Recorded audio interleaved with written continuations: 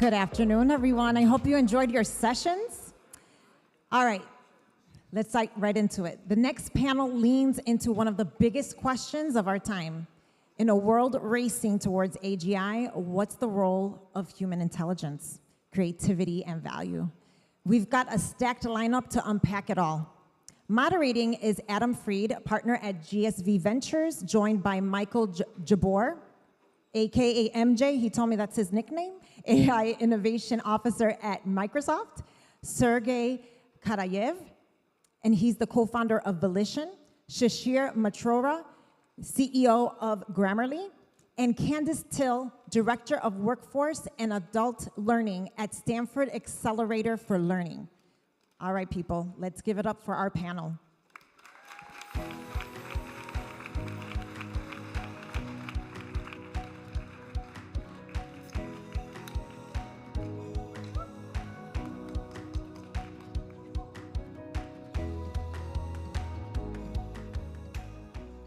Hi, everybody. How's everyone doing? It's a marathon. Are you still? Your energy levels are good. We're doing what? We're doing well. All right, great. It's great to be here and to be in this conversation. I think the pre-conversations that this group has been having, if we do a quarter of as much fun in this panel as our pre-conversations have been, this will be great. We are going to take a minute to talk about the future of learning and workforce in a world in which AI is changing our world radically as we speak. I always say to my kids, while you're sleeping, it's learning. While you're goofing around, it's learning. While you're walking around, it's learning. So we have unleashed this new, almost entity into the world in AI and soon to be AGI. And we want to think about the futures that can be created, not that will be created. So this great panel of folks from academia and from the public sector and the private sector. And I want to add that we should mention that Candace is also a professor at the Stanford Graduate School of Education on top of being director of the institute there. And I'm going to start with a sort of a prompt for everyone. So I was thinking about movies, and I challenge all of you to do the same thing. Think about a movie that you've seen that was made since maybe 1965, that painted a picture of the future which was optimistic, let alone utopian. I couldn't really think of one. They were mostly dystopian. Somehow we went from the Jetsons to Blade Runner to Hunger Games in our imagination. So we want to flip the script for a minute. And I want to ask each of our panelists to give us a short view of the world that is an optimistic or even utopian view of the world 10 years from now, which is an AI-incorporated vision of that future. So Michael, let me start with you. Yeah, it's over the last couple of years of talking to folks, it's very interesting to see where people's minds have gone in terms of their vision for what a utopian understanding of the world might be. I do think that scarcity can go down. Our ability to expand what we're capable of doing will go up. I think the opportunity to succeed will also go up. But when I look at where we are today, something I actually learned when I was at the Department of Education in New York City is that when you go from school to school and classroom to classroom, you're taught that there's a glass ceiling and that every student can succeed based on their effort. And that actually wasn't my impression. My impression was that they're under a lead ceiling. And the challenges that they were struggling with were almost permanent because of when they occurred in their life. And so I see the time changing now where we have AI that will not only reflect our ambition, but will enable our ambition. And I think that we're going to be in a future where all those glass ceilings, those lead ceilings will actually become glass ceilings. So we can see through them and maybe break through them. I think that's absolutely the case. The other thing to note about that is right now, these kids do not have access to the information that they need to succeed at the time when they need it, in the language that they need it, at the level that they need it. And so you can very easily misdiagnose a student and understand where they are, or ignore them, leave them behind continuously along their education journey. And that will not be the case. I'm going to skip over to you, Candace, because you're dealing with adult learners and you're also dealing with learners specifically. So what's an optimistic or even utopian view of the future? Okay, so I'm going to talk about the utopian or optimistic view of the future of workplace learning. And first off, workplace learning in this optimistic future will be undergirded by the sciences of human learning. In much the way that sort of physics undergirds the way we develop buildings and bridges and structures, the science of human learning will undergird the way that we develop learning experiences. Also, the science will allow for sort of fine-grained dynamic changes so that as people are learning and engaging with these environments, we're also collecting those data to not only improve the environment and improve that individual's experience, but also improve the science. And if we co-construct the environments and the science in this way, then it will be representative of multiple perspectives and multiple voices and multiple experiences. So what that feels like, if you're a learner or an employee or a worker, and you're trying to figure out, what do I do next to help me get from where I am to where I'm trying to get to, you'll have a technical system that will support your decision-making and give you insight into where you are relative to where you're trying to get to, and also make recommendations for the kinds of activities in which you could engage to help move you from where you are to where you're trying to get to. And this entire system, and I'm excited to hear Michael talk about this, this entire system will have agency of the human actors at the center. Great. Sergey, you're building bots to do a lot of work for us. Are you making our life easier, or are you going to make us redundant? What's the optimistic view of the bots? I think, yeah, in 10 years, I fully expect that all knowledge work is going to be better done by AIs than humans. And I think we experienced something like that in the Industrial Revolution, where at the time of the Industrial Revolution in the US, about 70% of the people were employed in agriculture, and today it's less than 2%. So that's the majority of the population, changed what they did day to day. That happened over like 150 years. I think this time it's going to happen a lot faster. Maybe not 10, but perhaps 20. So in 20 years, I think it'll be as different from today than it would have been in the US before the steam engine and all the innovations that followed. I think in the good case, it's those who don't want to work don't have to, and the benefits of the AI knowledge workers are distributed somewhat evenly. Those who do want to work, I think it's more fun than ever, and maybe more like playing a video game than anything else we have today, where you just kind of direct your army of AIs to do stuff for you.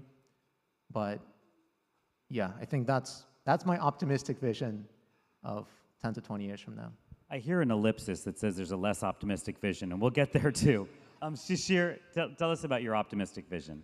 Yeah, I have a daughter who's a freshman in college, and she was asking me about which professions are going to be replaced or not replaced by AI, and I found that question really depressing. So I had a slightly different way to think about it.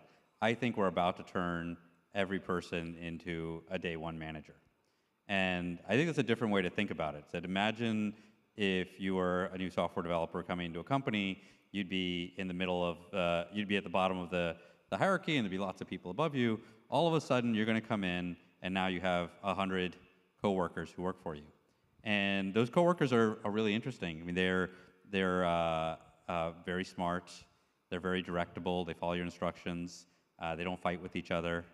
You can get them to do anything, but now the job has fundamentally shifted, and your job is to be a great manager. You have to direct their work. You have to check it.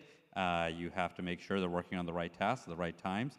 And I think that way of thinking about where we're headed, first off, I think it's more encouraging. But I also think, I don't think this is the same as the Industrial Revolution. I think this is, we're going to give people a lot of coworkers that's going to allow them to move a level up in what they're working on. That's my view of it. So let's throw the first Can I ask a challenge. question about Yes, please, Candace. So why can't the AI do the management?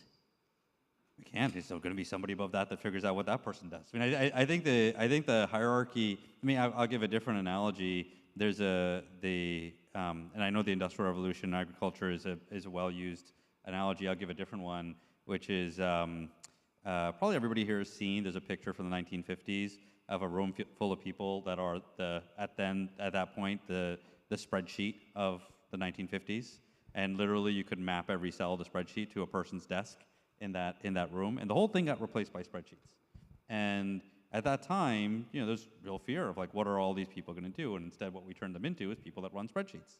And that's my view. What I think is about to happen here is I think that there are clearly tasks that we can now assign out, and they can get done much faster.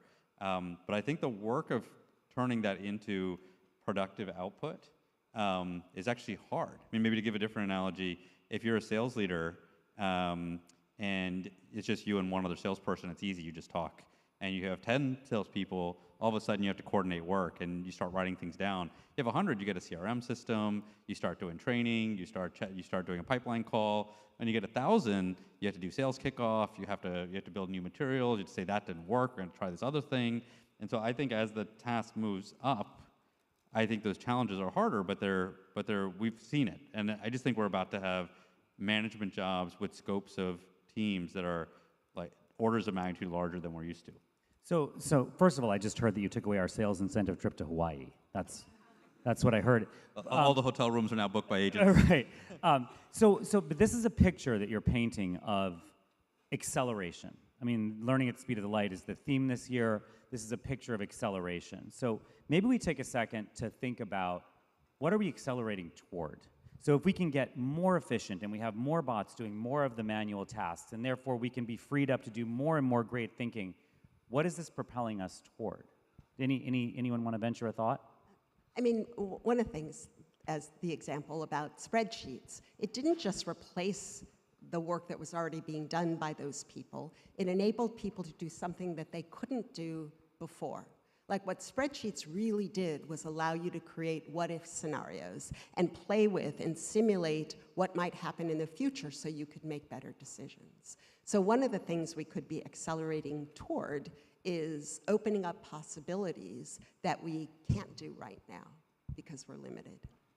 I also think that we just don't yet know, right? Because I do think AIs will be very good managers for sure. And just to kind of level up a little bit on one particular area, certain classes of work will become unethical, maybe amoral, and maybe illegal to do.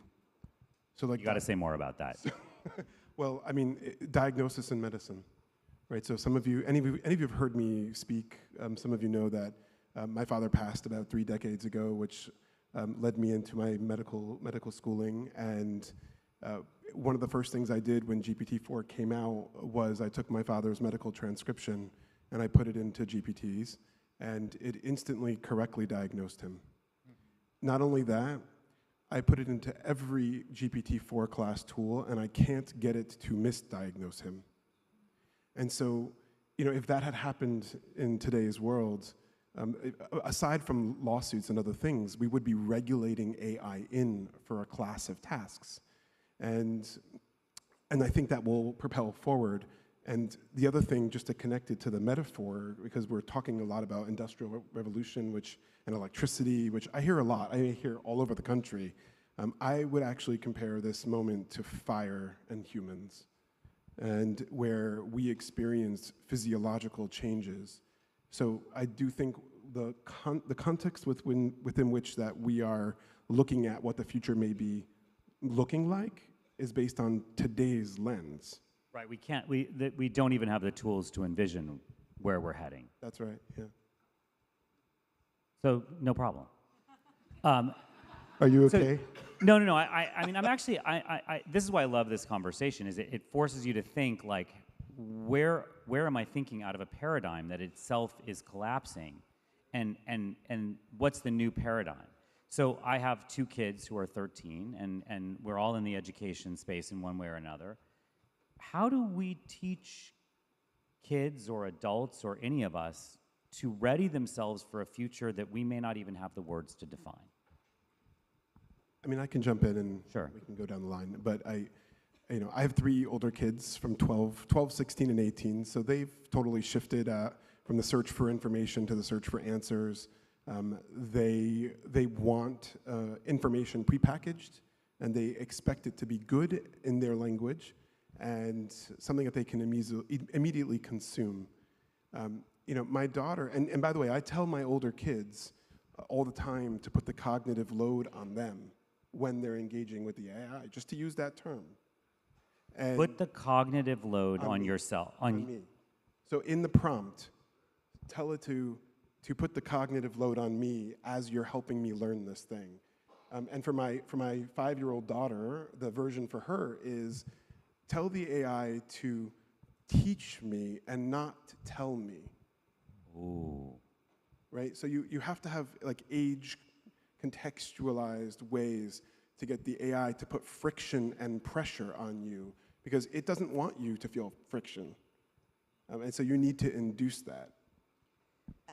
Go ahead, Candace. Then I want to. So one of the challenges, Michael, about telling the AI that's trained on all this information from the web to teach me instead of tell me is it's going to look for patterns of teaching, and there just aren't. There aren't as many good patterns of how do you actually support someone to learn something. And so it's going to replicate what it can find, but that's not necessarily going to be what's actually going to support someone to learn something. That's why I think really what we need to build is different data collection opportunities where we're essentially, people are attempting to learn and teach visibly, where we can collect those pairs of this action happened, this is what the student did, this is what happened in the short term and the long term, and we can start to manage all of those pieces of data, because to make a good decision about how to support someone to learn something, you have to think about features about that individual learner, features about the thing that they're trying to learn, and features about the context and the interaction. Yeah. And that's just way too many features for our little cognitive processors to manage to make a really good instructional decision. But it's not too many features for our algorithms to manage. So how do you do that management but still support the human decision maker to have the agency to make the decision? Go ahead, Shishir, yeah. I have 2 pieces of advice I give. One is dial AI up and down, and the other one is take leadership roles. The other one is what, sorry? Take leadership roles. Take leadership. So dial AI up and down. The way I think about that is calculators came out. We still teach people arithmetic. It's important to know how to do it. It doesn't mean that in the real world you don't get access to a calculator. You get access to great calculators. But it's important to understand math so you understand how the basic concepts work. And I think it's really important for our tooling and our teaching to dial it up and down. Actually, maybe to one Grammarly thing we did recently is we launched a product called Authorship that just watches as people type, and it attributes what portion of what they did was AI versus not, and it gives them a report. And it's built for students and teachers to be able to have a good conversation, but actually students use it just to be able to tell, is this me or not? I think it's really important that as kids learn, there's times when you want to take AI and mute it, and there's other times where you just want to produce the best possible work and learn how to do well with it.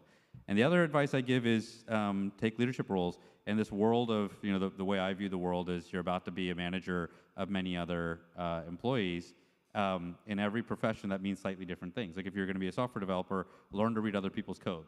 Learn to give different instruction. Learn how to think about test cases and so on, because you're probably not going to write a lot of code, but you're going to read a lot, and you're going to have to verify a lot whether it works or not. It's actually going to be really hard because you're not verifying one piece of code. You just got 100 versions from all of those different agents, and you got to go figure out which one is the right one.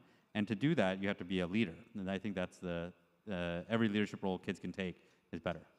Yeah, I agree with that. The first point especially, I have just a 2-year-old, so in about 20 years, I guess he'll be entering the labor market. And I don't know, it's hard to think about that, but I think problem solving, like you said, dial AI up and down, I like that. I think what you want to learn is how to solve problems, and that can take placed in different domains. So like the domain of math, arithmetic, whatever, programming, whatever it is, the actual meta skill is problem solving.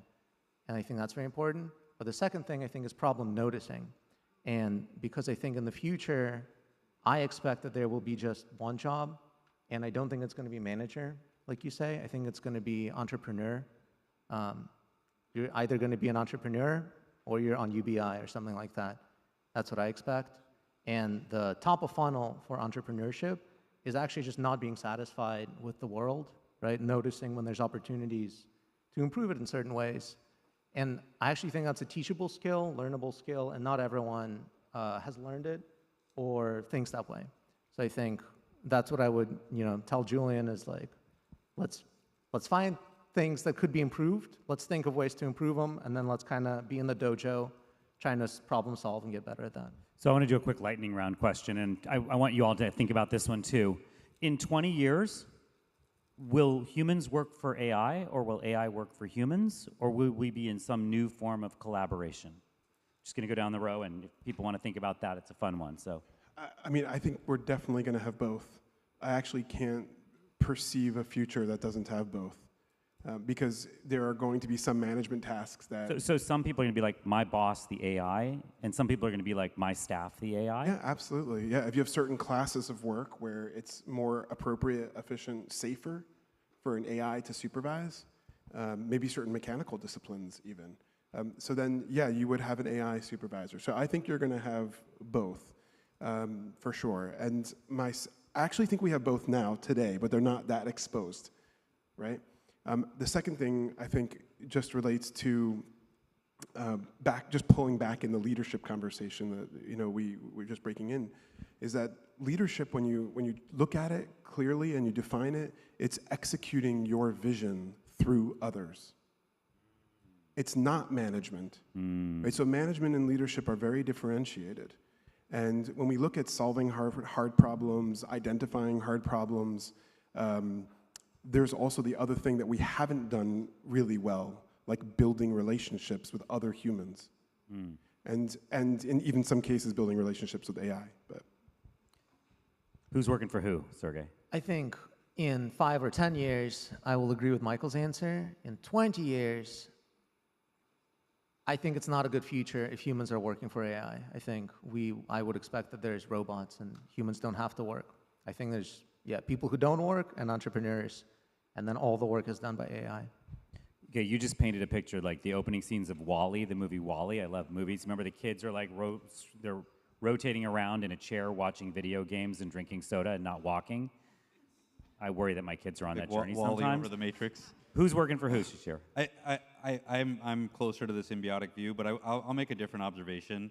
So I got to college, and the first research job I got was at the AI lab at our school, and I called my dad. My dad's a CS professor, and I said, "Oh, I'm going to work in the AI lab." And he said, "Don't do that. That's silly." And I said, "Why not?" And he said, "AI is where all the stuff that doesn't work goes."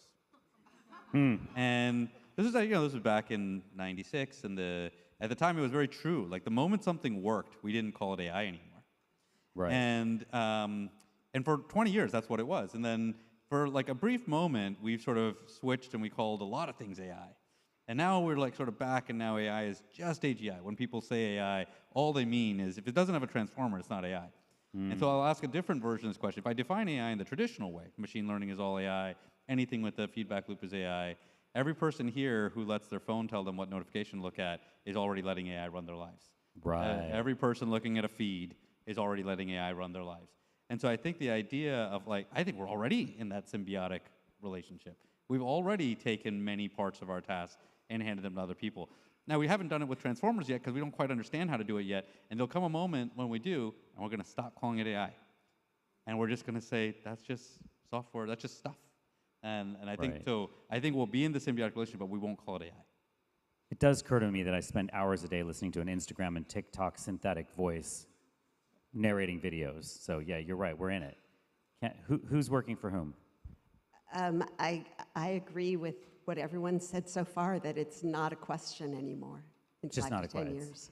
No, but I want to. It's like I'm saying, which is going to be more important, the rake or the tractor? You know, it's like not relevant. So it's not so much a concern of whether the machines are going to control the people or the people are going to control the machines. I'm more concerned about how the people control the people, and whether or not the AI will in any way help to facilitate a more balanced role for people to have agency in their own lives.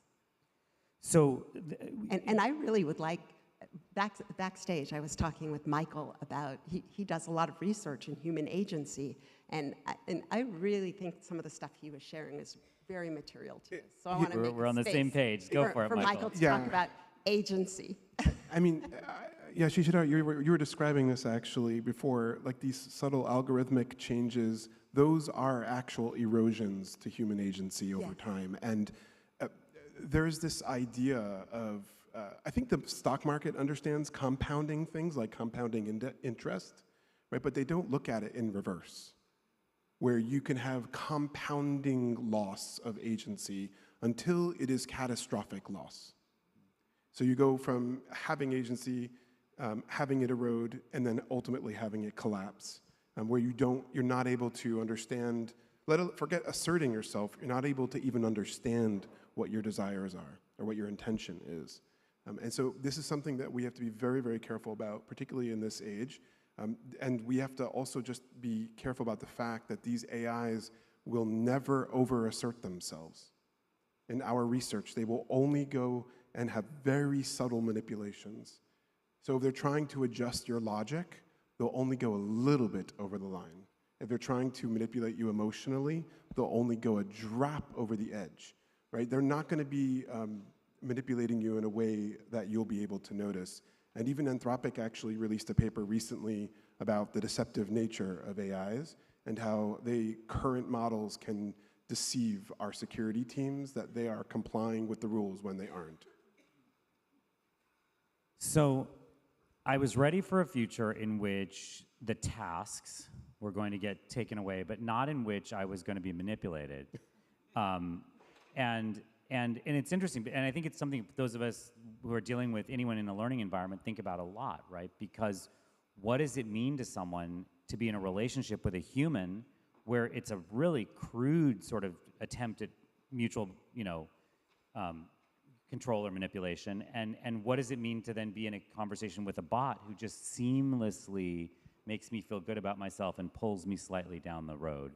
How do we prepare ourselves in our future for that? Maybe I'll give one. So before Grammarly and Code, I used to run the YouTube group at Google, and we used a term we called nutritious versus delicious. And I think it's and basically one of the things we recognized was that, again, this is AI we no longer call AI, but it was clearly AI, had an incentive to cause people to watch more. And you don't have to deceive that much to cause people to watch more. And there was a real question whether that's good or bad.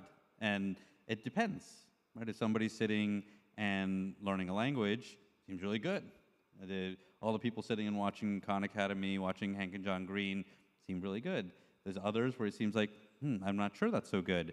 And one of the things we had a lot of debate about is how do you construct systems that have feedback loops where your feedback loop is naturally going to lean towards something nutritious over something delicious, to use that analogy. And I think as we construct systems, you have to actively work on it. It's not easy to construct a system like that. Will AI systems deceive us? They already do. Right. They're handed a North Star metric, and they're going to do their job. And I don't think it's really, calling it deception is not quite right. They're going to, if you handed a goal that is nutritious, they will do that job. If you handed a goal that is delicious, they will do that job. And you have to pick where you one of my perceptions is that learning, because learning is beating new neural pathways, it's neuroplasticity, that hurts. That's hard on my brain. It makes me tired. And watching TikTok or Instagram does not. So will AI get better if we train it at making actual learning and building neuroplasticity feel more like Instagram and TikTok if we do it right? Meaning, like, I don't- will I get that? Will it trigger the dopamine? Will it trigger the oxytocin? I don't think the research supports that. Like, I think nutritious naturally is frictionful, Okay. right? Friction creates growth. Conflict creates growth. And so the way that your neural net, your biological neural net is working is that without that friction, you will not be able to expand and extend your capabilities.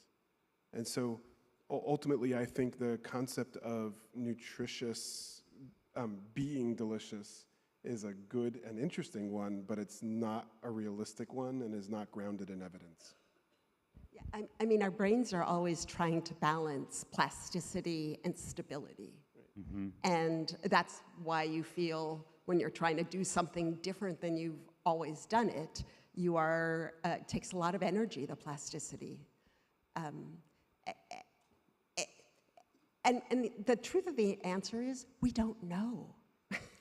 And I think that we need to take a very research approach and feel compelled to try and understand what's the impact of these different. I wish we had taken a much more forward-facing look at what's the impact of social media on learning and on people and behavior. Instead of examining them now after the fact, we should have a conscious activity of researching this as we're doing it. And you know, we have a history of doing, in public health, and doing community health surveys and being able to surveil the population for behaviors that are going to lead to societal decline. And we've never actually had a community agency survey. We've never attempted to monitor our capability to be autonomous and to think on our own 2 feet and to grow. And so there is a case for building a data set that helps us understand all these areas that we just don't know yet. So we've now surfaced so many areas where there are unknown unknowns ahead of us, and yet I want to have that sense of agency now. I want to walk off of this panel and think, like, what are things that I can experiment? Where can I start my learning journey about this new paradigm so that as it's happening, I don't feel like a completely powerless passenger, but a participant? So maybe each of you has a little bit of advice on a good starting point for this journey. Sergey? Yeah, I think over the next 5 years or 10 years, it's going to really pay to be at the leading edge of what's possible. So just trying these new technologies as they come out. I want to pitch a thing I've been working on, which is stellar.app, and just it's as if ChatGPT had access to your email and calendar, and just that small change, and it's also in a to-do list interface, but just like a small change above ChatGPT can make you a ton more productive. So I don't think there's any better way to learn than just using these tools, and I think it's not enough to use like a tool that came out last year or 2 years ago. It really pays to be at the forefront. In 20 years, who knows? And you'll get us on off the wait list if people mail you. Oh yeah, just sign up right now. Yeah, stellar.app. Great. Shishir. I think I'll give an example, and it is related to. I'm not as fatalistic about nutritious or delicious. I know the world heads towards delicious. There's a lot of reasons why. I think they're great examples of why we can combat that. And this room in particular is the one with agency to go and work on that. So not saying the odds are stacked in the favor. We're going to do our absolute best together to make sure that you don't have to pick between nutritious and delicious. I'll give one maybe motivating example that we're working on at Grammarly. So one of the things to know about Grammarly is I think people misunderstand the product as being about grammar. It's actually not. It's about bringing AI right to the edge. Like the heart of what we actually do is allow our agent to work in 500,000 different applications. We can read, decorate, and edit anything that you're doing. And one of the ways we talk about it, we call it the AI superhighway. We're bringing AI right to the edge, but we're only running one car on that highway right now. It's your grammar teacher. And so one of the things I've been thinking a lot about is what would it feel like if there were lots of cars on that highway? What else would you put in front of people as they're working? And in particular, I'll just focus on students here. And one topic, maybe I'll just pick one, is think about language learning. What does language learning feel like today? So you go learn lessons, go try to learn in sort of rote fashion, but we all know best ways to learn language is to learn it as you're doing things. So imagine instead of learning a language by going to class, imagine instead this agent was sitting next to you and first off just keeping tallies. As you said you wanted to learn Spanish, you only read 3 articles today, you should learn more. But more interestingly, what if it just went through and proactively translated words for me into Spanish and put them in front of me as I'm reading maybe something that is totally delicious, but it makes it something that's nutritious for me, or goes the other way and takes something in Spanish and makes it easier for me to be able to do it. It crafts its lessons towards things I'm trying to get done. I'm trying to buy a bike. I'm trying to meet a girl. Whatever I'm trying to do, make the lessons actually relevant to that. And I think that's one of our tasks, or one of your tasks, is go use these platforms to go work where people work, how they work, and teach them in ways that might be different than how they're used to, and really close the gap between delicious and nutritious. Great. Candace. Well, first I'm going to take a little issue with the dichotomy of nutritious and delicious, because actually oftentimes what's delicious to us is socially and culturally constructed. So something can be delicious anyway, you get the point. That it's not like we're hardwired as human beings that this is delicious and this is nutritious and one's difficult. And I don't think that the answer is to dip broccoli in chocolate and try and feed it to our kids. But to your point about incorporating nutritious learning into goals that you have, if I have a goal, what's the best next thing for me to be able to do to achieve that goal? Like, what do I learn? We don't actually know. And that's what we need to build this data set to try and figure for that learner, what's the next best thing for them to do in order to learn what it is they're trying to learn. Great. And Michael, some nuggets we can take home? Sure, and I certainly agree that they're not totally dichotomous in that sense. I was recently speaking at a conference, and I spoke for too long about many provocative things. And at the end, someone asked me, what's the worst thing that could happen? And I said that, well, these AIs, they will follow human ambition. So whatever we are, this will escalate that. And I said, but I believe that humans are benevolent. And of all the things that I said that were provocative during the conference, that was the one time that they gasped. Because they couldn't believe that that was the case, that human beings will be benevolent. And so I would encourage you to experiment and to continually work with these tools, even if you feel like you're not getting what you want from them. And even ask the AI, say, this is what I was expecting, but I didn't get there. Can you ask me some questions that would help me get where I'm trying to go? Like you would a good mentor. And so struggle and wrestle with the tools wherever you can, and really look inside and see how you can bring out your own benevolence in your work with these tools. So we are on a journey where the speed is accelerating. We are heading towards something that we can't quite envision. But if we make ourselves active participants, we can ask the AI as we're on this journey together to sort of learn together in some way. Is that a reasonable? Go ahead, Ken. Yeah, and you also might want to, here's a fun thing I always ask my students to do, is bring up your favorite AI bot and ask it a question that you actually feel like you know a lot about, and see how it answers and advises. And then you can kind of use that to sort of temper the responses it gives you on things that you don't know that much about. And really think about your agency and what kinds of decisions you still want to make versus having it. I don't think there's a problem outsourcing a lot of stuff to the AI to do. You just need to be conscious about what you're outsourcing so you retain your own sense of self and agency. Well, thank you all so much, and thank you all for joining us in the conversation. Let's hope for a Jetsons future on this, and thank you so much.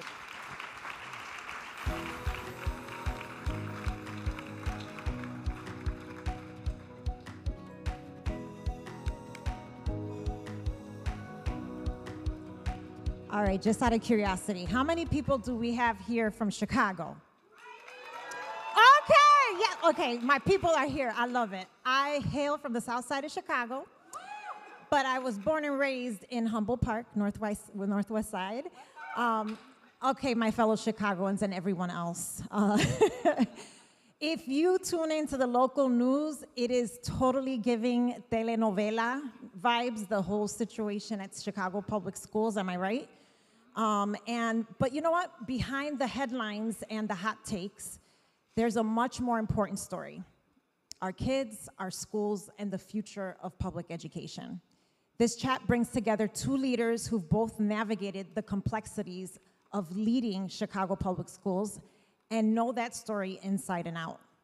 Arne Duncan, former US Secretary of Education and now Managing Director of Chicago CRED, will be in conversation with Pedro Martinez, CEO of Chicago Public Schools. Let's go ahead and welcome them to the stage.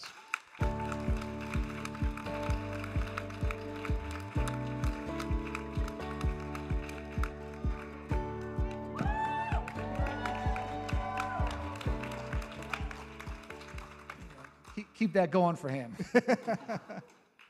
So this is an absolute honor, and what I really want is you guys to understand who, not just his accomplishment, but who he is as a man coming out of this. Some of you know his story, some of you don't, but we held the same job. He held the job I held. We grew up very differently. My dad was a professor at the University of Chicago, had a PhD. My mother had a master's. I grew up on the campus of U of C. Pedro is the oldest of 12 with parents with a second grade education.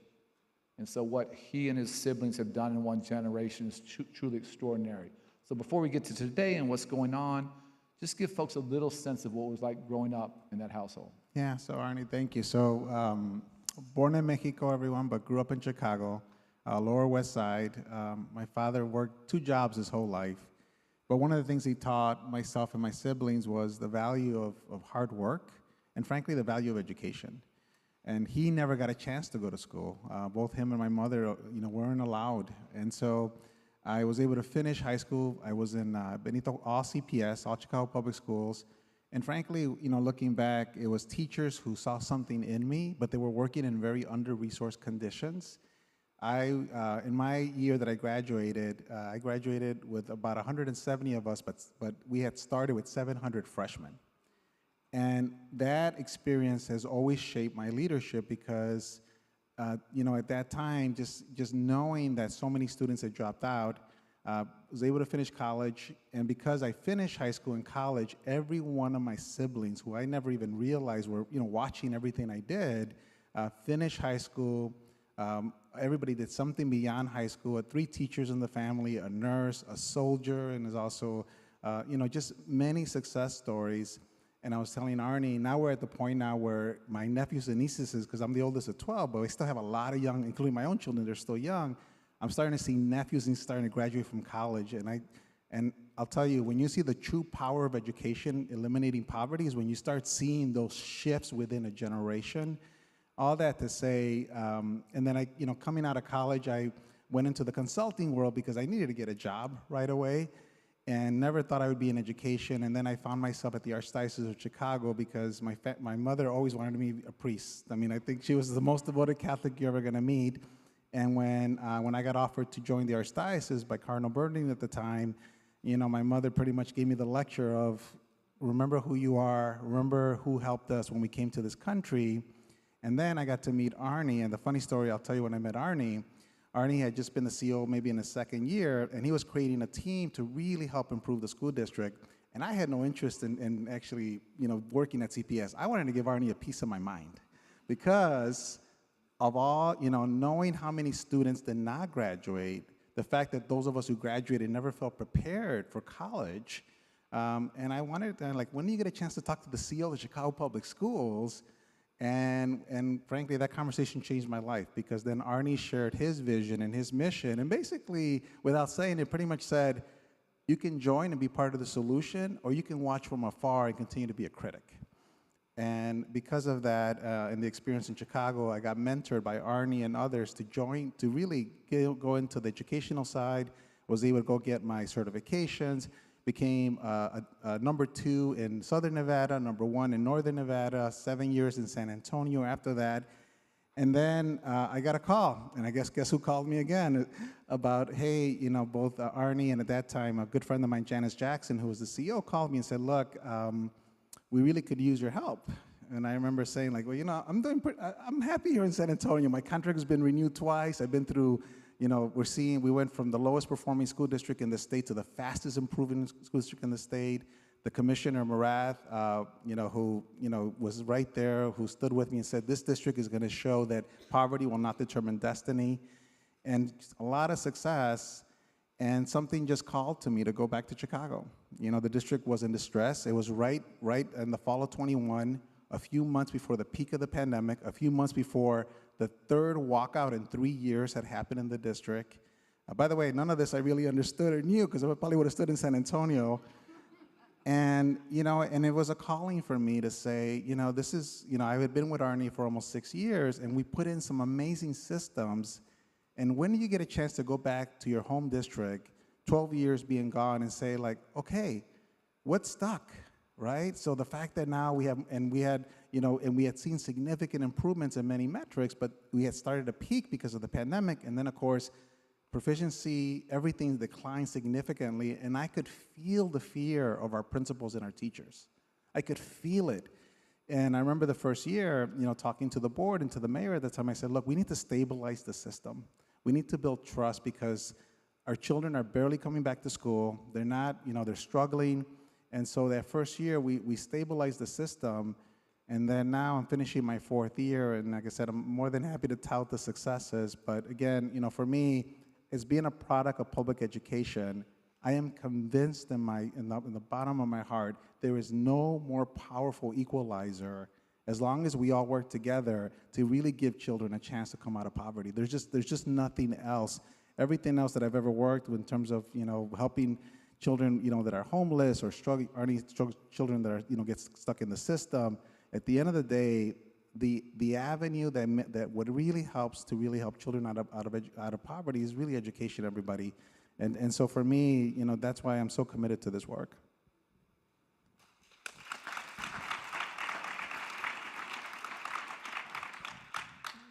Two quick stories. I want to be a priest. This is confession time. But I remember when he came in as our budget director, it was just not how sharp and thoughtful and challenging, and never told me what I wanted to hear. It always told me what I didn't want to hear, but it was the truth and needed to hear. But I remembered his 2 younger sisters came to the office almost every day to get tutored. And not that he was a surrogate parent, but that was very different for us. And they were like just part of our team. And in fact, they're grown up now and doing remarkable. One as a teacher. Yeah, one's a teacher. But that was, he's a different human being, different sense of values. The other thing that the mayor who hired him, we had mayoral control. I'm going to get into that. She and I weren't always on the same page. So when Janice was leaving, I called her staff. I said, I don't care what the mayor thinks of me. I said, there's only one person in the country who can do this job. It's Pedro Martinez. I didn't know Janice told them the same thing. They probably listened to Janice and not me. But there was, had he not been willing to do it, I don't know who could have filled those shoes. But what did it mean to you coming back as a Chicago boy to come back home and keep building upon this work? For me, Arne, just, so one thing that I was so proud of, in CPS, so I shared with you, how many children graduated in my year in 1987. And so when I was with Arne, our graduations were at 40%. And I remember being so angry, but I didn't know who to be angry at. And now, and then fast forward over a decade with Arne's leadership and multiple leaders, the graduation rate had started hitting, now we're at 82% now, but we really doubled it over a couple of decades. And then what's even more important for me, more personal, we are seeing more children today. Not only are we seeing record graduation rates, we have one of the highest college going rates in the country. 70% of our students, by the way, 73% persist, among the highest of urban districts. And we're also seeing more than half our children graduating with college credit. And so for me, Arne, to be able to give back to the system, who gave so much to me, I always said this, this was never about a job. And like I said, I'll tell you, my board in San Antonio were in tears. My staff were in tears because they knew, they're like, Pedro, we know the only place we can't compete with is your hometown. And we get it. It's your hometown. And so being able to come back and make the difference, but more importantly, even with all the drama that's happened, to have 80% of my campuses, when things got really bad, literally went out publicly and said, we're backing this leader, we trust this leader. And Arne knows this. Our school leaders, they're very vocal. They don't usually come together.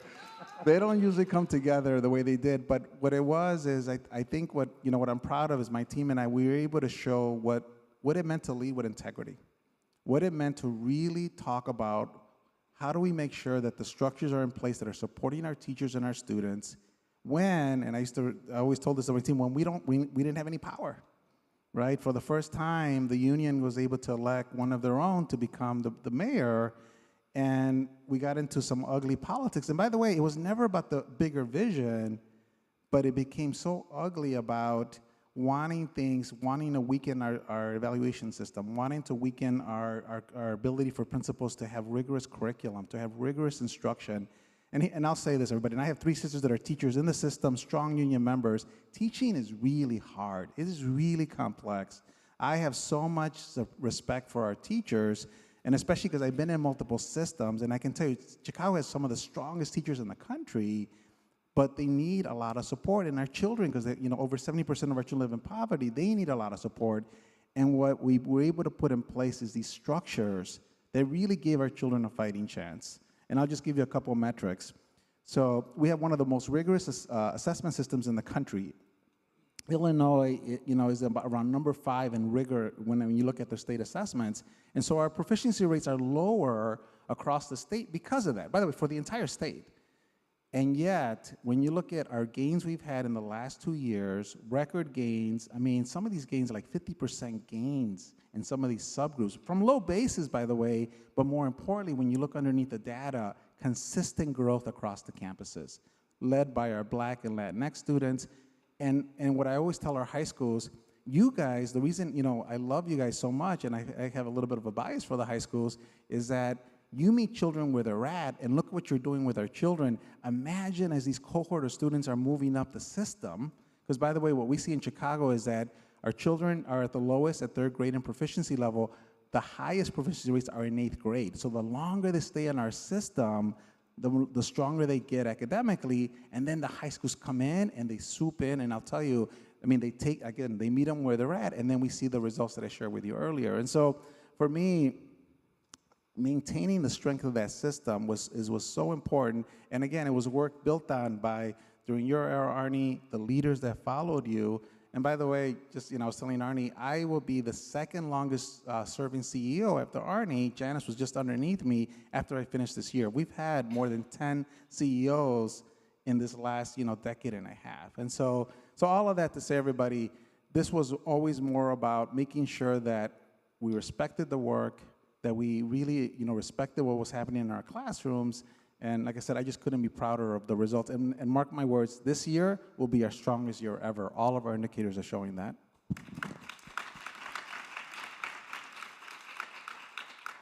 It's a fascinating and honestly heartbreaking story. It's like a soap opera, but it's real. And the part where Pedro will always be a friend for life, but for me, it's really not about our friendship. It's about what he's done to help kids. But lots of people I'm friends with, I don't want to run the Chicago Public Schools. But his fiscal integrity, becoming a true learner over time to become an extraordinary instructional leader, having Chicago a long way to go. This is not mission accomplished by any stretch, but one of the fastest improving school districts. And I always say education should be the ultimate non-political, nonpartisan, bipartisan issue. But let's be clear, education is also very, very political. So here you have a son of Chicago, comes back home, one of the superstars coming out of the district, comes back, managing it fiscally, extraordinarily responsibly, never any integrity or ethical issues. And by the way, we had a previous superintendent go to jail, so this is, Chicago. And on top of that, to have extraordinary progress, growth. And yet, the politics fell apart for you. And I don't want to sugarcoat anything. And for folks that don't know the story, if you can just take a second and walk through what didn't work politically. Yeah, so everybody, our board has always been appointed, since 1995 by the mayor. So, and even though the CEO reports directly to the board, the reality is the mayor always feels like they're in control. And so when Mayor Lightfoot lost, I knew there was risk because Mayor Johnson, who had been part of the teachers union, I knew there was going to be a chance that, that I may not last, but I decided, you know what, at the end of the day, I know what's right for children, and I know the success. So I showed him the work, and he was actually very impressed. He's like, oh my God, Pedro, I've taught for a couple of years, but I don't know any of this. I don't know how you're getting graduation rate gains, kids going to college credit. By the way, strong partnerships with the unions. A lot of our children started enjoying the trades. And so we developed that, and I started developing that trust level. And then we get to the point where we get into a sticky issue about negotiations are about to start with the union. And we showed our cards, everybody. We were like, you know what, look, here's what we can do. Our teachers are among the highest paid in the country. I want to keep them there. Here's what we can do. And when the resources weren't enough, his first go-to was, you should go and borrow. And I had to explain to him, we're the largest junk bond producer in the country, second to Puerto Rico. We have $9 billion of debt. There was $200 million of interest-only payments that I'm making today that's part of our deficit from bad borrowings from a few years ago. None of it under him, by the way. So I'm thinking, okay, I can rationalize this, right? And then his board he appointed, which we didn't always agree on everything, but they actually sided with me on this. And so we were like, okay, we're all on the same page here. Let's figure out a revenue instead, a more responsible way. And then he just took it personal. He took it personal and said, you turned the board against me. You're just, nobody else has ever said no to their mayor. Why are you doing this? And he asked me to resign. And I said, I'm sorry, but I actually don't report to you. I actually report to the board. And you can imagine that was not an answer that was well received. It got ugly. He put pressure on the board. The board resigned en masse, all 7 of them. Why did they resign? Because he was, and there's emails where he was forcing them to try to fire me and to take out these loans, and they just said no. And so they resigned en masse. He appointed a new board who their only job was to fire me. And so, by the way, by state law, a new hybrid board was coming on board, 21 board members, 10 elected, 11 still controlled by him. And so right before that, a special board meeting right before Christmas, they decided to terminate my contract, but in my contract, what it said is if they terminate me for no fault, or my contract for no fault, I can still finish the school year. You can imagine they offered me quite a bit to leave, and I said no. I need to make sure that we finish out the year. And what's interesting, everybody, is that, and this is what gives me a lot of optimism for the district, when the board does become a fully elected school board in 2 more years, 7 of the 10 elected board members today would extend my contract, would reverse the termination of my contract in a heartbeat. They just don't have the numbers. So that tells me that in the long term, Arne, 2 years from now, our public understands what's right for our district. They are electing the right leaders.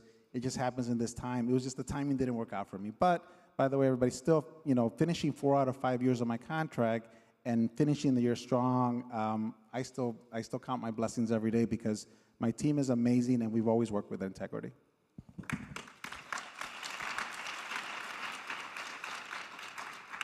And final question, this is a time, whether it's locally in Chicago or nationally, when there's a tremendous amount of fear, when lots of folks might think, let me go hide, let me disappear.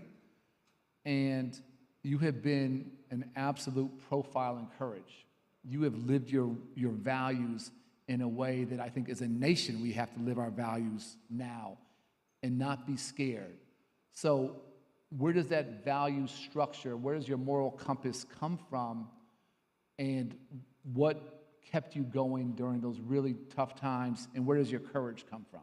So Arne, one of the things I feel so blessed is, first of all, the team around me, including my school leaders, my cabinet leaders, some of them in the room, even teachers, I never felt so much support and so humbled by it, by the way. And of course, my family. And the only thing I will say, and I have a lot of colleagues that are struggles around the country. I will tell you, whether you're on the extreme left or extreme right, neither one of those sides, are really, they don't have all the answers. I'll just say that. And at this time, I saw, Arne, that if I didn't stand up in the role as visible as I am, with the support I had from so much in the community, now no power, but still a lot of support, I needed to make a stance to show everybody. Because otherwise, if I don't stand up, how can I tell another leader in another district, in another city, in another organization to stand up for their values and look at them in the face? So for me, it really was, it was something that, you know, again, when it's the system that really gave me everything I got, I felt I owed it to the district, to the families, but frankly, even to all the leaders before me, because these systems, everybody, and this is, you know, I'll say this final note, you know, when we design the strategies for our district, and this has been always my mantra in any organization I work, we build a 10-year plan. And you act like you're going to be there for 10 years, because it's about putting the structures in place. It's about changing the culture, building the trust level. And then, you know, if you have to leave, hopefully you can bring, you know, you have somebody that can continue that work, because at the end, these systems, these organizations are so powerful. And if you're children of poverty, everybody, this is all they got. You know, adults have advocates, right? Our employees have unions, our vendors have advocates. But our kids, we have to be the advocates. And these systems are all they got. So just as a lifelong Chicagoan who loves my city as much as it breaks my heart some days, I just want to thank you for your courage. I want to thank you for your service. And on behalf of the hundreds and hundreds of thousands of children who, like you, may not have had the most educated of parents, but had parents that had big dreams for them, your help to make those dreams a reality. Please give Pedro a huge round of applause. Thank you, Arne.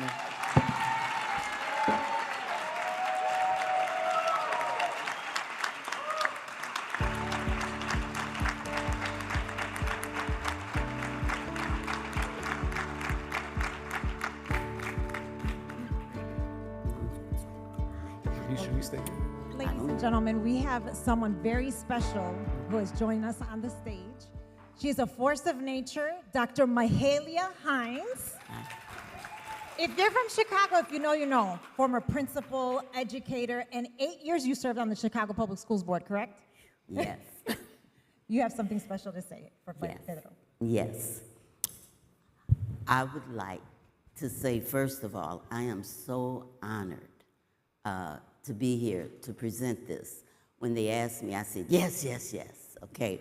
So today, I would like to present you with the Courage and Commitment Award to Pedro Martinez, but only if you give me a hug. Thank you. Congratulations. You're welcome. Thank you. All right, wonderful. How's everyone doing? We're good. We're reaching the end of the day, and I know the energy's starting to wane, but we've got a fun next panel that's happening. I'm not the biggest sports fan, okay, in the room.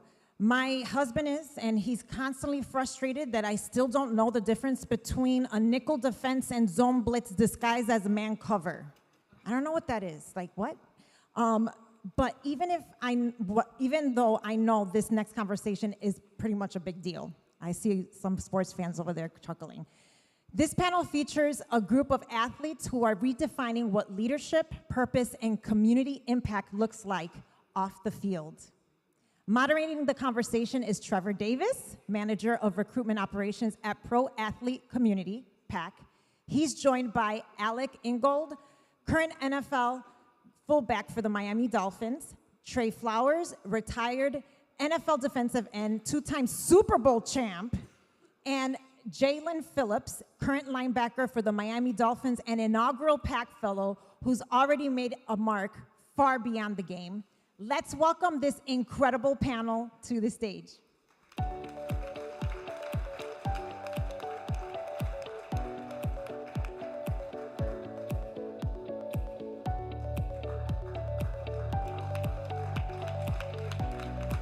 Hello, hello.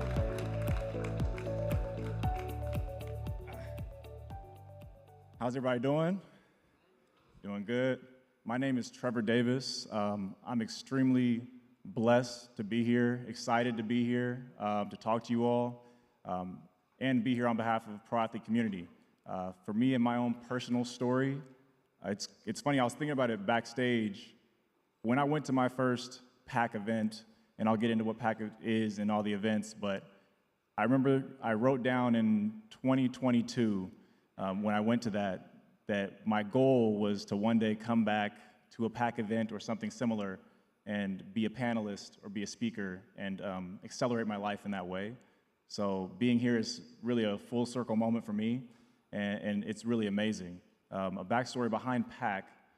PAC is a ecosystem of education, mentorship, and resources for athletes to have the tools to go outside of sports and have everything they need to excel outside of sports in their careers or whatever it may be.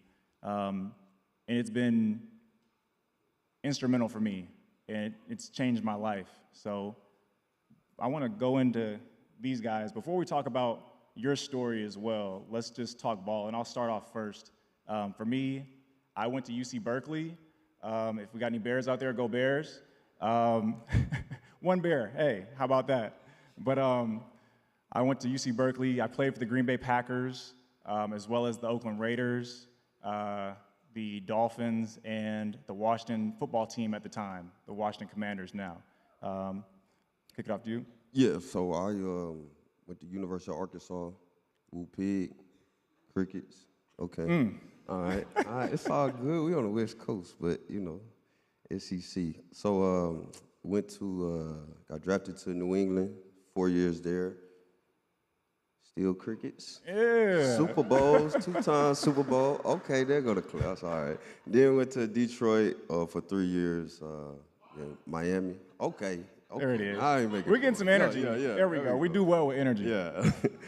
So 9 years in the NFL. So. Go. Yeah, give him a round of applause. There it is. Alec Ingold. I went to the University of Wisconsin, up north, Big Ten ball. I went undrafted into the NFL, played with the Raiders for 3 years. Now I'm with the Dolphins this is going to be my 4th year with the Dolphins. Made a Pro Bowl in 2024. I'm just continuing that work. Yeah. I'm Jalen Phillips. I went to UCLA for 2 years, and then I transferred to the University of Miami, and then I got drafted by the Dolphins. So I'm currently going into my 5th year with the Dolphins. My teammate Alec right here. So yeah, happy to be here. For sure. Let's talk about what you guys are getting into off the field. So I know you have a foundation that's really special to you, as well as being a father and everything else. What about that foundation is really impactful for you? Yeah, so my foundation is called Flowers of the Future Foundation. So we deal with the inner city youth, just giving them different opportunities, inspiration, impacting lives. So our motto is to plant the seed for a better tomorrow, right? So when it comes to the kids, and I think that's very impactful for me because I have 4 children. I just had my first boy, so clap for me because I had 3 girls. So I had to praying for that boy, so I got my boy. But so I have 4 children, and just kids are for me is very special to kind of give them opportunities because they don't pick how they grow up. They don't pick the environment. So anytime I could when I could help and be an impact, that was beneficial for me.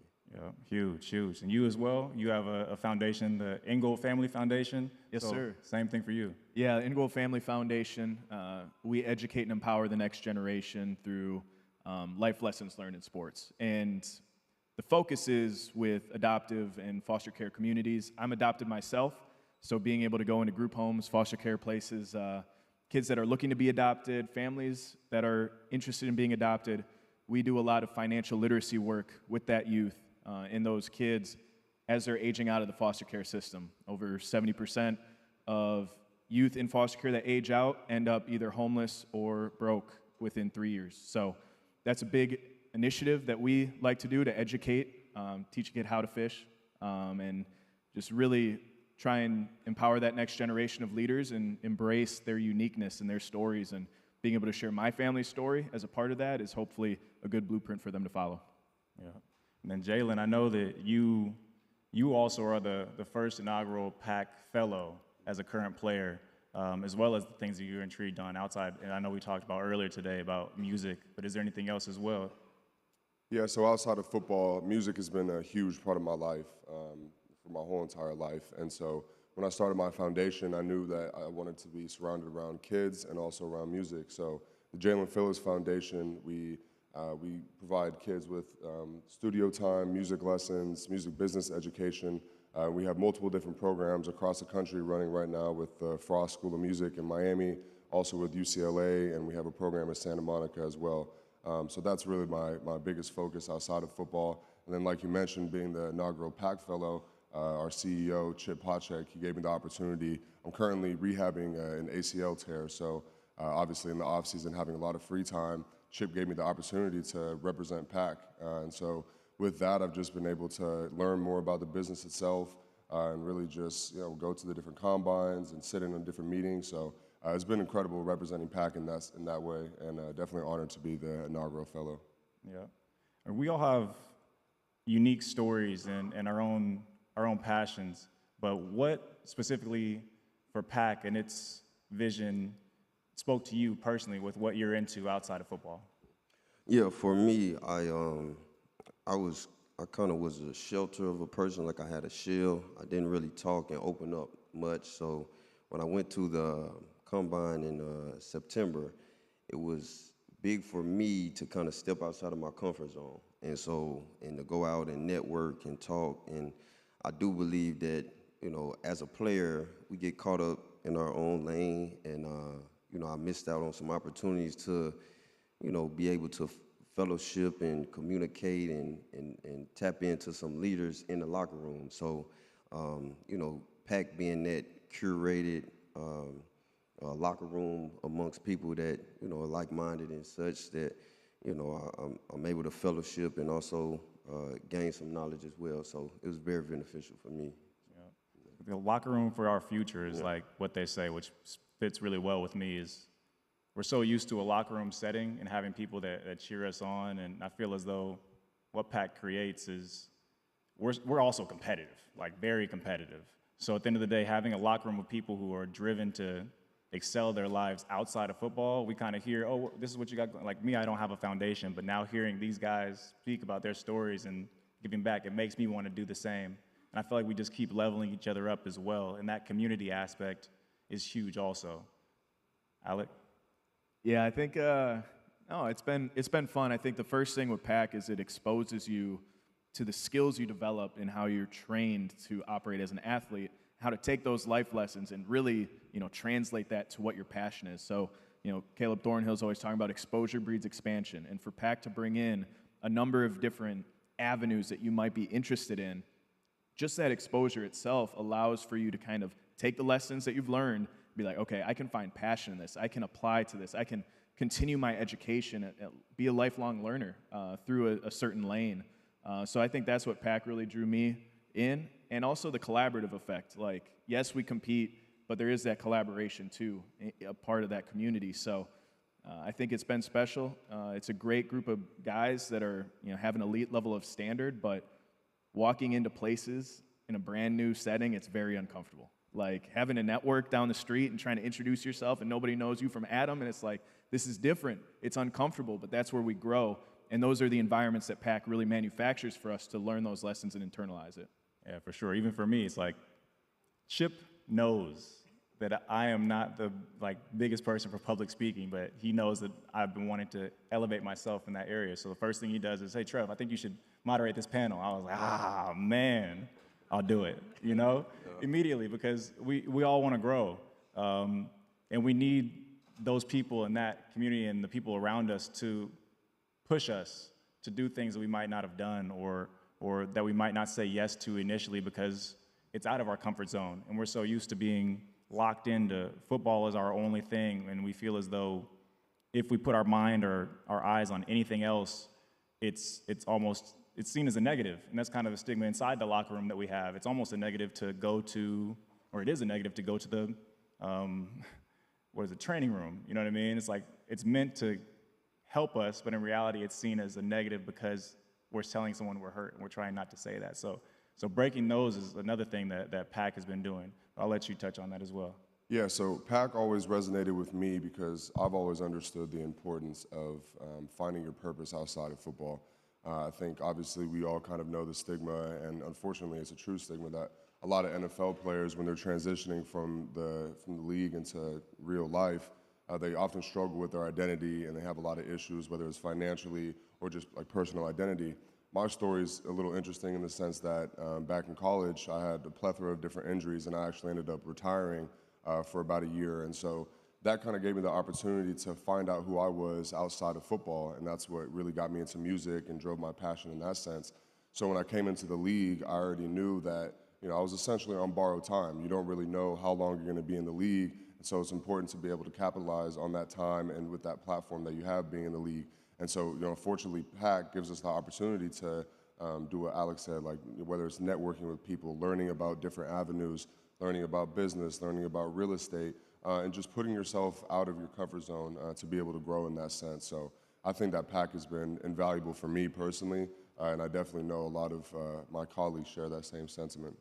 Yeah, you talk about statistics. I read a staggering 78% of athletes, NFL athletes, we have financial hardship 2 years after the NFL. As well as, and the tough part about that for me and why PAC was huge in my own transition is I was a part of that statistic.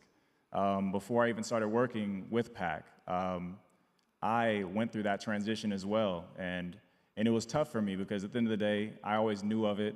I tried to prepare for it, but I didn't have the tools. And I felt as though I was in the right place, but I was not. And it really hurt me in trying to get back to that. And then also a staggering 96% that deal with mental health issues post-career up to 2 years. And it's a huge number. And I feel like the PAC is bridging that gap to drive that number as low as possible and hopefully one day non-existent when it comes to the thoughts and the statistics behind athletes and our pursuit of our careers post-sports. But I want to tap back in to you. Being a Walter Payton Man of the Year nominee, that's huge, you know, and giving back clearly has been a huge thing for you in your life outside of football. And you're also a Super Bowl champion. So it's like you're doing two-time. How is that, you know, how is that drive that you had of being a champion and bringing that championship success like off the field? What drove you to do that, and how does it drive you for building these things that you're building outside of football? Yeah, well, you know, of course, when it comes with this game, being the Super Bowl champion is the height, like the pinnacle of it. And, you know, when it comes to outside of the game, you gotta become, I guess, young-minded, and you gotta kind of be a little bit humble to know that, okay, I might not know as much in business world as I did when it came to the sport.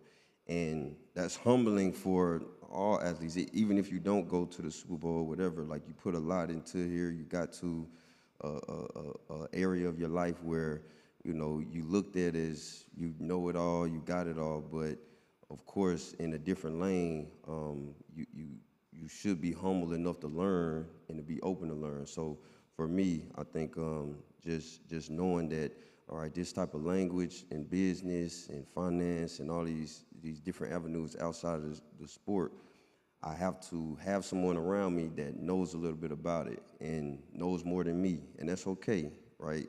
You know, because we, of course, like you say, win Super Bowls, you get the sacks, you get this, so everybody look at you for answers, but, you know, you got to have people around you that you can feed off of, that they know a little bit about it more than you, and then you will gain that knowledge along the way. So that's the next thing I was going to touch on is like being and having so much success in the NFL. Like, how do you feel it transitions, so to speak? Like, do you find it that it helps being such a champion on the field or in that lane, that it helps you when you pursue things outside, or is it more so a hardship in the fact that you're so used to being on top of your game, and then you go into a different field and it's like I'm at the ground level. I have to build it up. how is that? Yeah, now you can use it to your benefit, right? You can say, okay, man, I've achieved this. I became the 1% of society, right? And I've achieved the pinnacle of, you know, my career through hard work, through dedication, through all the tools that it takes to get there. But you know, so you can use that as an advantage when it comes to outside in the sport. Like, okay, this is hard for me. At one point, football was hard. At one point, getting into the A-gap was hard. Beating this offensive lineman was hard, right? It was difficult for me.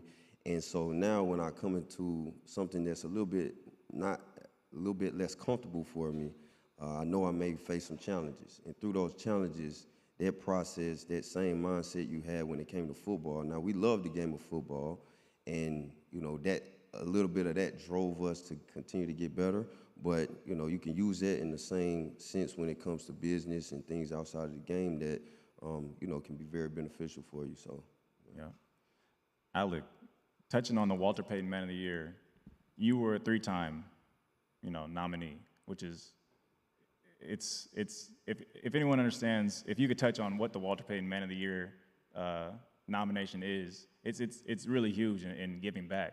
So go ahead and touch on that. I have another question after that. Yeah, I mean, all 3 of us have been nominated. Yep. I've been blessed enough to be nominated 3 times. Every single team has one man on and off the field that strives to carry on Walter Payton's legacy, which is excellence on and off the field. So to be honored that way 3 times has been a blessing.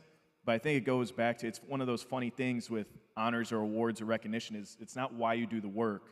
It's just kind of a byproduct of your purpose and your why. So, you know, anytime that I'm wearing number 30 and I got that Dolphins lid on, ready to run out on Sundays, I'm running out with the thousands of, you know, adopted and foster care kids that you've touched in the last year and impacted in ways of financial literacy or any single thing. Playing Madden with a kid, those little moments are the big moments. And we talked about stigmas of, you know, doing a little too much off the field or on the field. And for me, I've found that, man, doing something that's purpose-driven, it's passion-driven, that allows me to be me.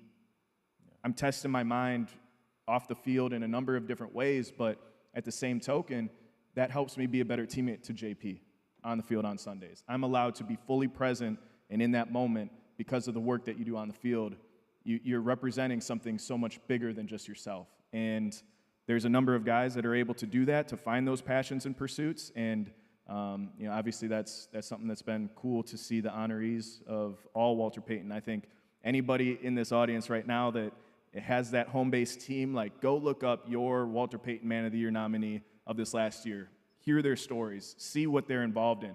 I'm guessing a lot of it's going to be education, trying to impact that next generation of leaders. A lot of guys are doing a lot of great things across the league off the field. Man, I also played with you, right? And you've been, you know, a leader since the day I've met you. You know what I mean? And always the first one to step up and say something and encourage. And what created that drive beforehand within your story? Because I've always wondered personally, because I'm just sitting here like, man, like, you make me want to go run through a wall. You know what I mean? And I'm just like, how did that come about?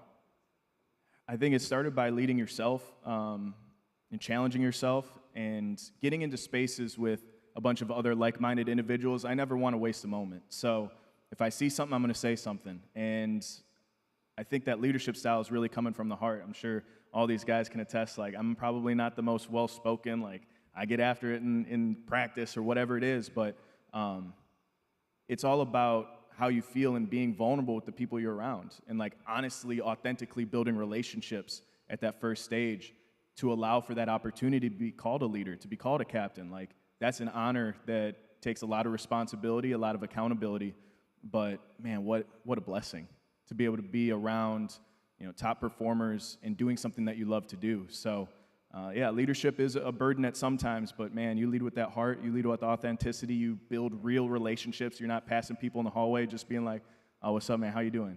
Like, I'm asking about the kids and the family and, like, what last week was like. You know, those are the types of conversations that mean something, and at the end of the day, mean something on the field too. I just want to say that, man, you're an amazing teammate. Like, amazing man, but amazing teammate, bro. Like, I was there for, I don't know, 10 weeks, you know, and you've stood out in my mind ever since. So I just want to make sure I say that and give you flowers, Appreciate that, bro. Thank you. Jalen, bro, for sure. That's my guy. But Jalen, you're my guy too. And we spoke earlier today, and I didn't even know about the uniqueness of your story, man. And I feel like it's really unique when it comes to Pac as well, and transition. I feel like you've had a different mindset towards transition because of your unique story. So I just wanted you to touch on that story and talk about how you've had hardships early on and how that you basically already had transition before and then came back, and I'll let you tell it. Yeah, so I kind of briefly touched on it before, but you know, after 2 years of injury-riddled years at UCLA, I ended up getting hit by a car, had 3 bones removed out of my wrist, multiple concussions. So, you know, I was the #1 player in the country coming out of high school, so I always figured that my purpose and what I was going to do in my future was be in the NFL, and that's what I was going to do. So when I kept having this adversity, I really started to question, you know, what my purpose was and who I was outside of football. I was, you know, being in a performance-based career, like, I think that, you know, a lot of times our self-worth is attached to how well we perform on the field and just in general, our availability. And so when I wasn't able to perform on the field, you know, I kind of felt like a shell of myself. And so after leaving football and retiring, I made the decision. I'm done playing football. I'm going to transition to something else.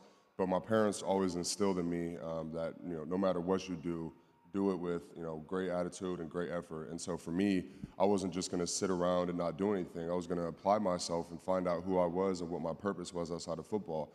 And that just happened to be music. So I ended up going to music school for a semester in LA, and then had the great opportunity to transfer to the University of Miami to both play football and be in the music school, the Frost School of Music there.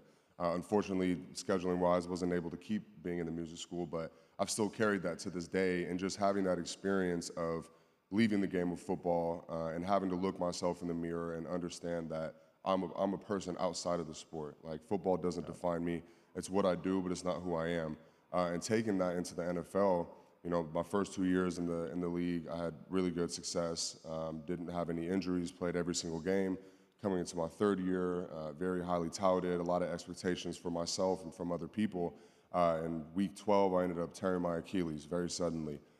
So at that point, you know, I had already dealt with some adversity in college. So to myself, it was easy to tell myself, you're going to get through this, you're going to be stronger. You know, this is part of your journey. So I go through a full off season of rehabbing relentlessly every single day, and then come in time for the start of the next season. So last year, 4 games into the season, I'm going to make a tackle, and one of my own teammates spears me in the knee, and I tear my ACL. So now I'm starting to question, like, man, what is my purpose? What's the meaning of all this? And I think that's just so applicable to everybody and really anything you're doing in life, like not just in the game. I feel like the game of football is really a microcosm of life in general. It teaches you so many like invaluable lessons. And so for me, you know, now my purpose is being able to serve as inspiration, especially to the youth, that every time you get knocked down, just get back up. And as long as you don't give up, you know, you're going to be successful in life at something. It might not be what you envisioned originally. It might not be, you know, exactly what you thought it was going to be, but you're going to be able to find your purpose by not giving up and giving your full effort to what you're doing. So yeah, yeah, man, and also just balancing it all, right? And you're also someone who, you came in the league immediately, and you've been a PAC member since your rookie year, I believe. And what exactly was the drive behind that? You know, is it because of the transition that you've already kind of had, and you've had that lens already? Because most guys that are young in the league, the main thing they're focused on is getting established in the league, not establishing themselves off the field. And that was perfect for PAC in an intersection with you. So how about that? Yeah, so I was fortunate enough. So before PAC became a league-wide thing, and it's really multiple leagues now, it's not even just the NFL, it was the Dolphins Business Combine. And so Caleb Thornhill was our player development head back then, and I had a very good relationship with him. And so when he told me about the Business Combine, which is essentially what we do now, it's, you know, basically 3-4 days going in, having different panelists, different keynote speakers, deep dives into different areas of real estate, business, things like that. So when he told me about it, it was really a no-brainer because, like you mentioned, I already had that mindset knowing that, you know, I don't know how long I'm going to be in the league, but I'm going to take advantage of all of these resources that I have while I'm in the league. And so I think PAC, and it was the Dolphins Business Combine at the time, really all it required from me was my time and attention. And so being able to go there and just soak in all the knowledge, meet the people that I met, like I said, it was a no-brainer for me. And so I've continued to come to the combines each and every year, and now obviously seeing it go from, my first combine I went to, I think it was 20, 25 of us, only Dolphins players, and I just went to the Scottsdale Business Combine about a month ago, and it was 200 athletes, not only NFL players, but we had MLB representative, we had a curler from the Canadian curling team, so it's really beautiful seeing what PAC has turned into. And it's, like I said, it's been invaluable to me, just such an amazing resource. And I think that, obviously everybody involved is really being enriched by it. Yeah, it's a sports-wide thing, and that's what we're learning, and having it with the NBA now, MLB, and getting into women's sports. We want to get into women's sports, and we will get into women's sports. It's amazing, and I feel like it's needed at the end of the day. But going to you, Alec, man, being a current player as well, like Jalen, how do you, because I know it's tough, and we have grueling schedules. We were talking about it recently. It's like our schedules are crazy. How do you simultaneously, juggle what you're doing off the field and what you're doing on the field? Because you're having success in both areas. And also, where did PAC intersect in that to help out? Yeah, I think a lot of times we think of time and attention as like one or the other. Like you can't be in both spaces. I think PAC opened my mind up to embrace who I am, embrace what makes me tick. There's a lot of best practices out there, but until we fully embrace what works for you, I feel like we're not hitting our full potential. And to be able to invest and continue to learn off of the field, my mind is constantly being activated. My mind's always thinking of the next thing. That helps with everything I'm doing on the field. And if it were ever taking it away, that's when I would take a step back. So I don't think there's no work-life balance. It's work-life peace, and I'm at peace with what I got. That was one of the quotes that we heard at a PAC Combine. I wrote that thing down. I'm stealing it. I'm talking on the stage about it. Those are the gems that PAC is able to offer, those life epiphanies that it's like, man, I really resonate with that. I'm going to take that with me to the field, right? So being able to be exposed in a number of different areas, a number of different lanes, hearing a number of different stories, we can all learn from each other. It's what JP just said, your time and your attention. Being more intentional, being more deliberate, how is that going to help on the field? Man, it's going to help tremendously. So I think having that piece about how we move and how we shake with a strong priority, that's what PAC was able to give me and a number of our guys. Definitely. And then Trey, man, being somebody who's successfully transitioned out of the game and being successful in your foundation, real estate, investing, father, what piece of advice that maybe you've learned from PAC or just in general through your transition would you be able to give to other athletes that may be going through a transition or getting ready to prepare for that? Yeah, for me, I think I had to forget how I did my previous career. So in this transition, I think what worked for me was hard work and put your head down, grind it out. But when it comes to outside of the game, it's important to be open. It's important to, like I said, be vulnerable, be childlike, and be like a sponge and gain some knowledge through the experience. So, I had to kind of, you say successful transition, and I don't know if it's successful all the way right now. I'm 2 years removed, and it's still trying to figure it out, right? Because in the point, I'm 31, and if I out there in the crowd, I'm supposed to have it figured out, right? Yeah. But you've gave this game 20-some years of your life, and you still not really figured out, what am I going to do, right? Of course, I got businesses, I got investments, all of that, but what's fulfilling to me?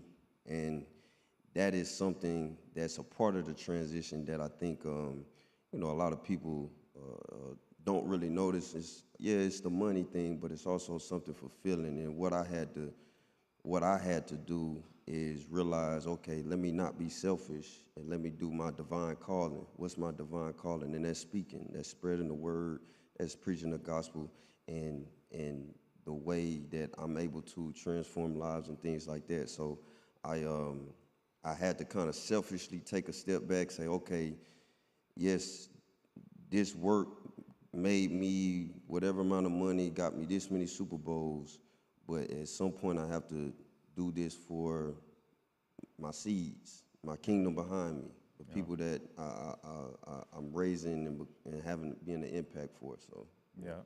You speak of being childlike, and that runs into my next question. We got 3 minutes left, so we got to blaze through it. But because I know this is kind of it could be a thick answer, but I want you to imagine, you know, you have the opportunity to sit aside your 12-year-old self. What advice, with everything that you know now, would you give to that person who's full of passion, drive, love for the game of football? What would you give to them with everything you know now, but also for everything you know about transitioning and everything they have outside of the game of football? yeah, I would definitely tell them, don't be afraid to make a mistake. I think, you know, a lot of kids and, you know, probably all of us, we were perfectionists at some point, and it benefited us, right? It got us to a level where, you know, we you know, at the 1%, but I think we don't supposed to get it right all the time. And what I would tell I have a 12-year-old actually, but I tell my 12-year-old is just go out there and try your best. Don't be afraid to make mistakes. She's like me, which I don't like it, but I kind of like it. It's like, okay, you're gonna get far, but I need you to not be so hard on yourself. And then also, just like what Jalen said, like learn different hobbies. Like Jalen understood about music and things that, you know, like golfing, like fishing, like something that your identity is not solely on the game of sport, because when it's over, then, you know, now it's who are you? Like you're 31, who are you? What do you like? Yeah. And at a point I didn't know, I'm learning now, but at a point I didn't know, so that's what I would tell them. Definitely. Yeah. We got 45 seconds. We're running down. I would say as much self-growth as you have, balance it with self-grace. Okay, definitely. Yeah, I'll keep it short and simple. Like literally the motto I live by is try your best and never give up. And it sounds kind of corny, and I actually got it from an anime. It's like Naruto. It's like never give up. But I think it's so true because, you know, success is never linear, no matter what you're doing. There's always going to be ups and downs. There's always going to be adversity. And as long as you never give up, you're going to reach that pinnacle eventually. So yeah, I would encourage my 12-year-old self to just enjoy himself and to never give up. Definitely. Well, this has been amazing, guys. Thank you so much, and thank you all for having us. Thank you.